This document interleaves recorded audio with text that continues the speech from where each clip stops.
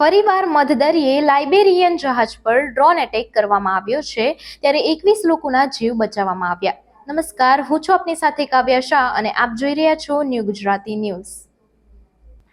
દરિયામાં જહાજો પર ડ્રોન હુમલામાં નોંધપાત્ર વધારો થયો છે, પરંતુ ભારતીય નૌસેના આ હુમલાઓના જડબાતોડ જવાબ આપી રહી છે. ભારતીય નૌકાદળના આઈએનએસ કોલકાતાએ એડનના અખાતમાં એક વ્યાવસાયિક જહાજના ક્રૂને બચાવ્યો. આ જહાજ પર ડ્રોન હુમલો થયો હતો. જ્યારે નેવીને આના સમાચાર મળ્યા તો તરત જ મદદ મોકલવામાં આવી. ભારતીય નેવીએ હેલિકોપ્ટર પર બોટની મદદથી 21 ક્રૂના જીવ બચાવ્યા. આ પહેલા પણ ભારતીય નેવીએ અદલ ગલ્ફના ડ્રોન હુમલામાં મદદ કરી હતી.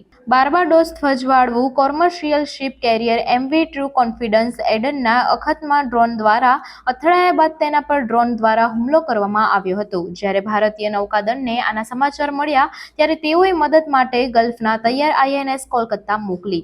આઈએનએસ કોલકાતા મારફતે નૌકાદળના હુમલાના જહાજ સુધી પહોંચ્યા. તેઓએ બોટ અને હેલિકોપ્ટરની મદદથી જહાજમાંથી ક્રૂને બચાવ્યા હતા. ભારતીય નૌકાદળે એક ભારતીય નાગરિક સહિત 21ના ક્રૂને બચાવ્યા હતા.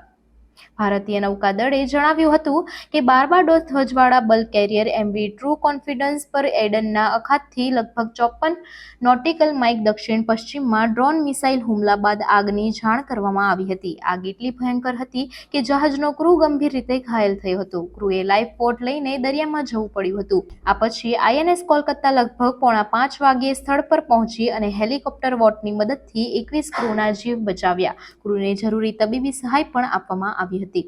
તમને જણાવી દઈએ કે આ પહેલા એડનની ખાડીના અન્ય લાઇબેરિયન ફ્લેગવાળા કોમર્શિયલ જહાજ પર ડ્રોન હુમલો થયો હતો. ભારતીય નૌસેનાએ બુધવારે જણાવ્યું હતું કે 13 ભારતીય નાગરિકો સહિત કાર્ગો જહાજના 23 સભ્યોને ક્રૂ સુરક્ષિત છે. વાણિજ્યિક જહાજ એમએસસી સ્કાય 2 પર 4 માર્ચે આઈએસટી સાંજે 7 વાગે એડનથી 90 નોટિકલ માઇલ દક્ષિણ પૂર્વમાં કથિત રીતે હુમલો કરવામાં આવ્યો હતો. ભારતીય નૌસેનાએ જહાજ માટે આઈએનએસ કોલકાતા તૈનાત કરી હતી. આ ઓપરેશનના નેવીએ 13 ભારતીય નાગરિકો સહિત 23 ક્રૂને પણ બચાવ્યા હતા.